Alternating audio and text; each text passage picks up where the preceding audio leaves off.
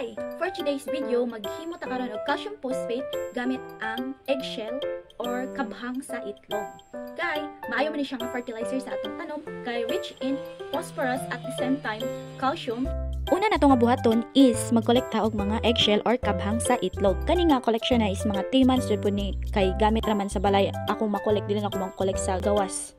Human ana, akong gihugasan ni tagsa-tagsa ning mga kabhang sa itlog kay napampud siya mga hugaw gamay. Ay hanapod na ko na gibalhin sa nigo ug ako na pong gikat ag isa-isa kay ato ning ubulad karong taod-taod. Mga pila ka oras pud ni nako siyang gibutang or gibulad sa init kay dili man pud tantong init aning adlaw nga pagbulad nako. Human ana is ako na pud ni siyang gikumot para mahimong crush or kana bitang magagmay-gagmay siya then ato na pong gigamitan og lusong kay para madugmok og mapino jud siya pag ayo. So ingani na ang resulta after niya og pila ka dugmukan. Kay pino naman ni siya, pwede na nato haluan og tubig ug atong ibubo sa atong mga tanom.